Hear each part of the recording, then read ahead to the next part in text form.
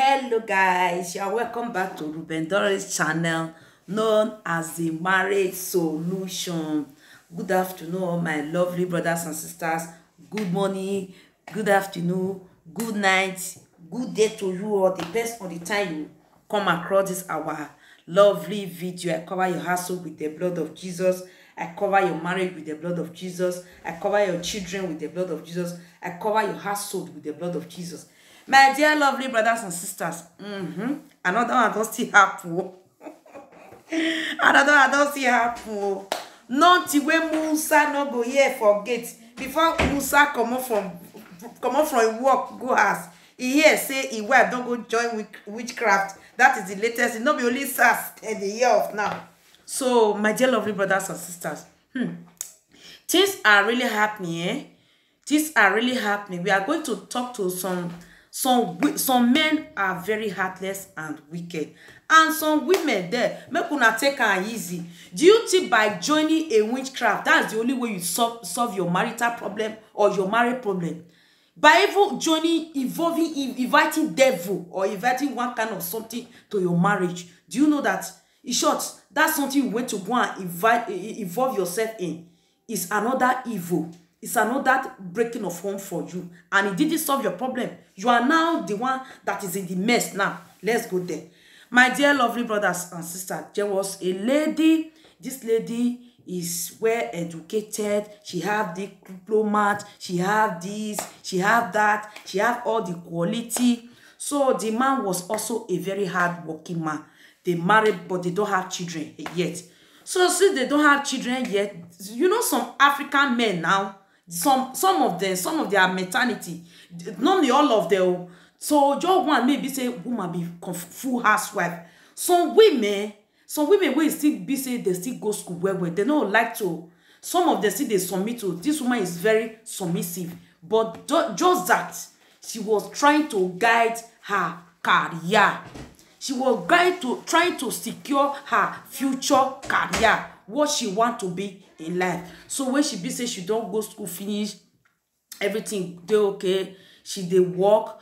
As e be say she enter husband house, not be gbege start. When the gbege start, now the man no dey like to give her money. This woman they find so common money where she will take buy roll on, she no go see. She money where she will take buy deodorant, he no go see. Common you weave on. This woman no dey see money till they buy. When I understand, not only that. So as this woman come dey, this woman go dey like he go dey house, he no dey see money they use. So and this man wey marry and put for us, he no say wife wey marry put for us say nah. One kind woman wey be say the woman go school where she get all the diploma, she get all the certificates, but she want me she dey use that as if that career take the work. Her husband no want, because her husband want make the woman they do comfortable housewife. Not be way you will be man. Now that one they talk. Now make us be Marriage Solution Prayer House. We dey pray for marriage for this our channel. So my dear lovely brothers and sisters, if you are just coming in, hit that like button. Go and subscribe so that whenever I upload any video here, you will be the first person to be notified. Hit that notification bell there so that you will be the first person to be notified. Tarala, the alert will come and meet you. As you are doing that, God will continue to bless you. God will continue to guide your home. God will continue to secure you. God will continue to carry you in his hand, because everything you are looking for, they are all here.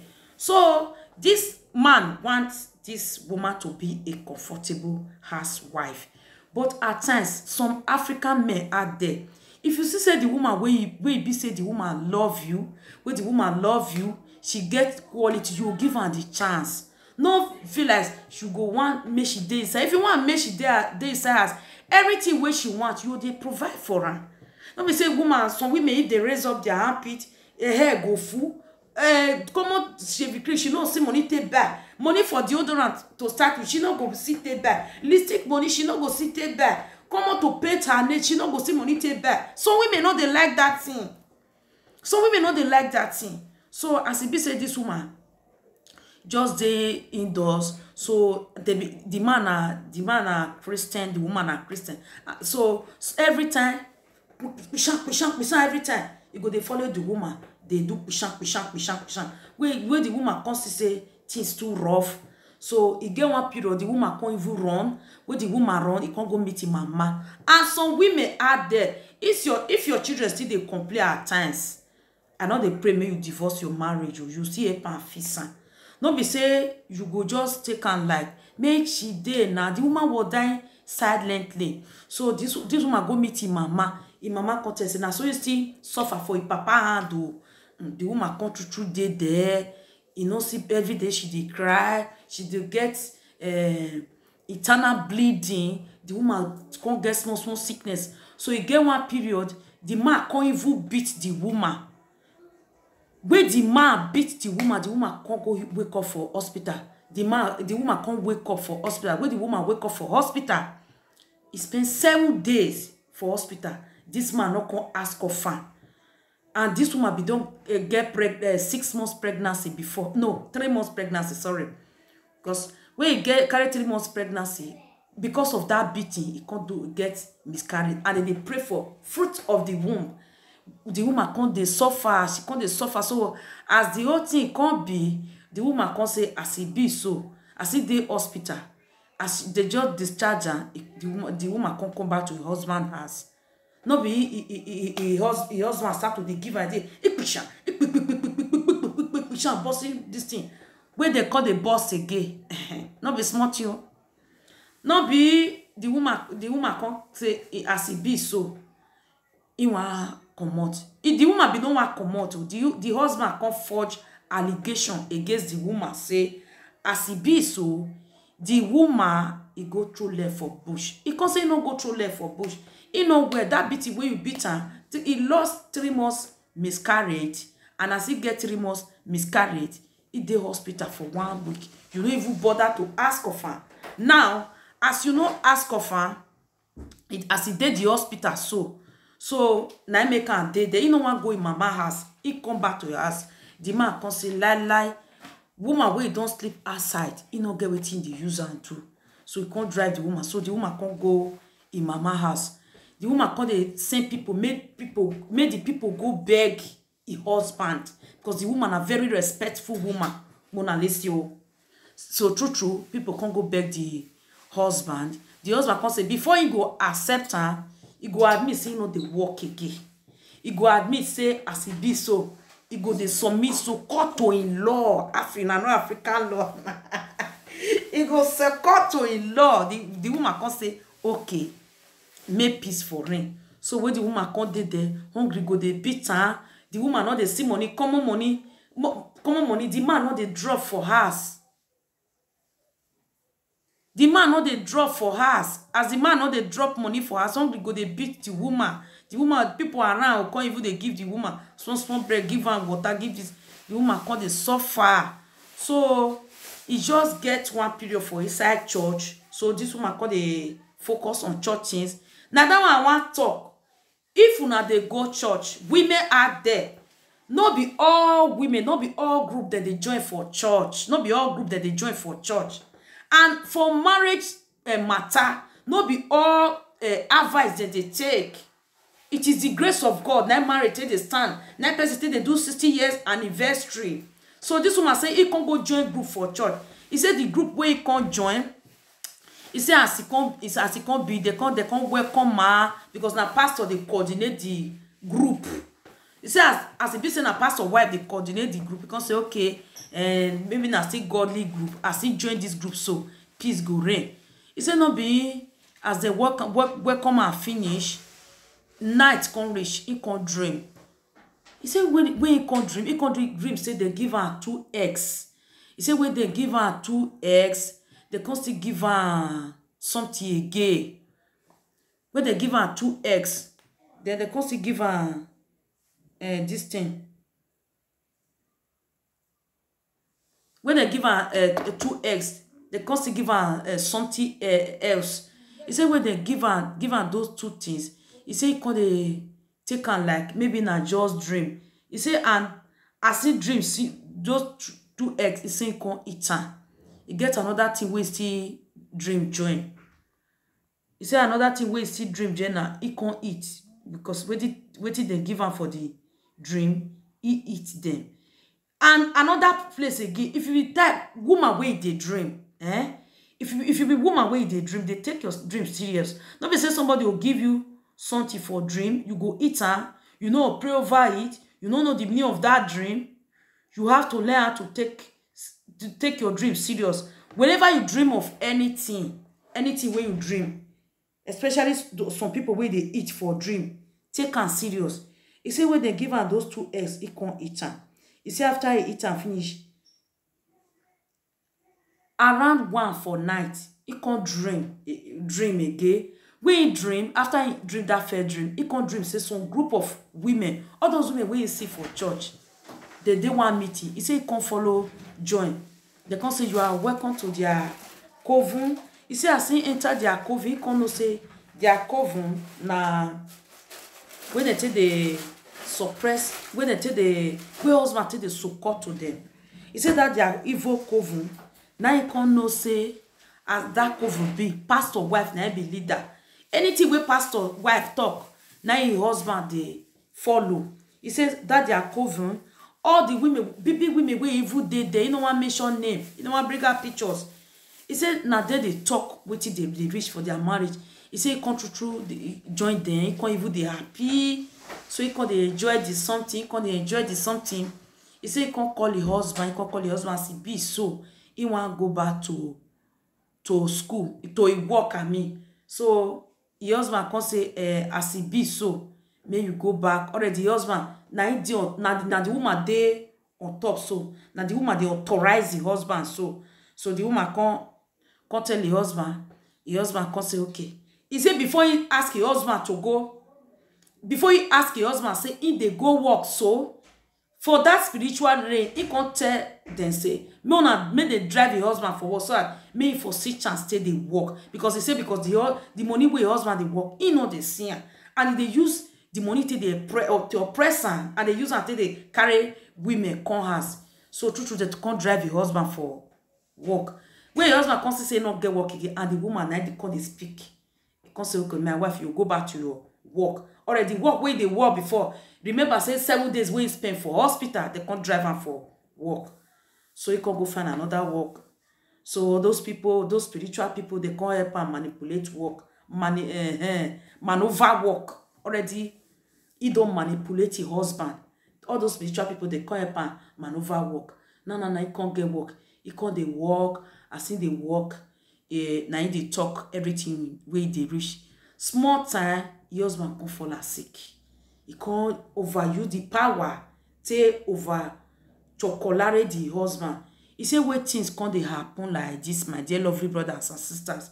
Where things can't they happen, your husband not can't they walk again, can't turn out to cripple, where can't turn out to cripple, where can't see the condition of your husband. But money they come, he can't get baby cast. But remember, I said those 2 eggs, as that coven, now be his husband cassava. He don't chop his husband cassava for that side. Because as he no know say that thing we chop, na his husband cassava. And now that his husband, now he go impregnate am, they never get children before. Una see the whole thing so. He said, small time, if he can't get belly, they just come sit down and say, anytime when they do any big occasion, now they put as the chair lady of the occasion. Husband we marry, he don't turn out to cripple. The man they inside house. Now he go they work all the big offices. He say he can't sit down one day they think say somebody they can't do crusade. That crusade, that preaching, now he just get time. He said they can't preach about vanity upon vanity. He can't say life where he dey so, now life in day so. Where he be say he no get children, he get cars, he get houses, he no even get husband self. Husband where he even get, he don't turn out to cripple. Na life in this so. He say because they think he dey try to liberate himself for that evil coven, that witchcraft where he go put himself so. He say now all those people they can't give her conditions. Say as he be so my dear sister. Now that they talk so nothing where Musa no go see forget. They give her condition. They can say as you be so. If you don't this secret for this their COVID, they don't reveal secrets. No be say you come here, you come scatter the coven where they dey. Now, if you know say you go just comot, if you know say you want comot as e be so, you go that your husband, you go kpai am, they go kpeme am. If they kpeme am, you come turn yourself to widow before we go leave you. Because people wey dey, their husband still dey alive. Now then they command their husband. You want me to command your husband, I make you conjure. No be say they no dey receive secret. So anything where they give you want, maybe they command your husband, I make you join. So anything where they give you, you go follow and up. No be say you come bring secret command. Go see her now. The woman now, he say no want me husband die. I say no want me husband payment, so me buy your husband.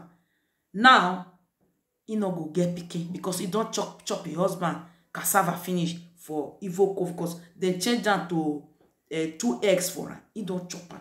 So my dear lovely brothers and sisters, what I will tell you, and I will keep saying it, marriage is honorable by the Lord. If you know, yes, say husband kill wife, you hear say wife kill husband kill wife kill her husband. Which one are they turn out to? This one, wife have involved herself in witchcraft. I mean, because of a wicked husband. You now see what they try to talk. So because of your wicked husband, you went to go and enter witchcraft coven, witchcraft meeting. Now you have suffered yourself, and you have suffered your husband. You have suffered the entire family. Children now will not get. Now, what is your gain now? You see why I keep saying it? There are this is always applying to some kind of people. You and your friend will get wahala. Instead of you to talk and one-on-one, una not talk and one-on-one.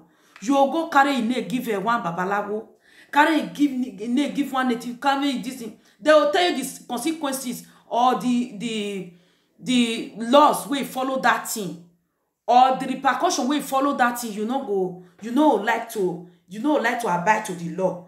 At the end of the way, the gberu will now be coming out. It will now be on your head.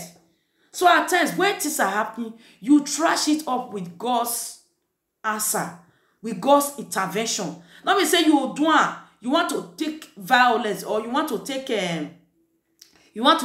the action on your own. No be so, my dear lovely brothers and sisters. Una say na this our sister, now she don't be barren for life. No be say she even the one wey dey pay me. No be say she even condemn herself alone. No, he even condemn another fellow human being, turn her to cripple. Una wey be women out there, if your husband they maltreat you, at this kind of condition like this, you see yourself like this, pack your bag gently, make you comot. As you comot, so before 2 months you don't freshen up. If you don't freshen, people will value you, go carry you. You may, or even though say you know somebody not physical, you don't still miss your presence. You give her 6 months. You come there, you realize the mistake, you can't beg you. Not be when you go to extent of going to seek for evil power. I always talk, if devil they give you one thing for free, it go they use the other hand till the collector. Give you one for free. Give you 10 pen. Una that one una no know. Una way they go to all those some not be all churches, some churches or some native doctors who are changing themselves to pastors now. Now they can't do pass. Now that one are not supposed to do, my dear lovely brothers and sisters. It's not a good something. You have uncles, you have brothers, you have sons. They are growing up. This kind of what you do to your husband now. Somebody can't go do it to your uncle or your brother. You take unlikely. Drop your comment for them. Leave your comment. It's not good. African people change that sentiment of. I know that at times it hurts the way some men are really treating their women out there. But at times, going to joining some kind of evil coven, doing some kind of evil thing, it's not always good. And some of our men for there, when they maltreat on our wives, and they always talk. It is better you keep one witch at home instead of keeping 10 witches or 5 witches. Some women really get witch. You see this one so. As me say, a wife, a husband not come dey carry a women, come dey beat am, dey beat am. You dey pray for yourself, maybe things go better. You go dey beat am. From there, this one go commit another crime. And women think they get as they be. So, my dear lovely brothers and sisters, what is your opinion about this woman that went to go and join witchcraft because of her wicked husband? Put your comment. Please subscribe to my YouTube channel. Advice for women out there. Always pray for your home. Learn 3 things you have to learn in this video. Learn how to pray as a woman when you are passing stress, marriage, emotional torture, stress. Then there is not all churches you take your marital cases to. And thirdly, don't always invite third partner to your marriage. It's not good. It will not help you. Just carry Bible, be praying. Do the necessary things. You are no longer a baby. You are no longer a baby. You know the necessary thing you are supposed to do as a married woman. Not be me go remind you. Not be me go remind you because you see her now. I say before Musa come from before Musa come from work, his wife don't go join witchcraft. It's not good for you now. I beg, my dear lovely people out there, please go and subscribe. Okay, God bless your household in the mighty name of Jesus. God bless your marriage. God bless your children. God bless your activities. God bless everything you are praying for. As you have been trying to become somebody in life, may that thing you are praying for be given to you in Jesus' mighty name. Amen. Thanks for watching. Please, as you watch this video, don't always keep it to yourself. You will save a soul. Okay? Help me to share it. Okay? God bless you, my lovely fans.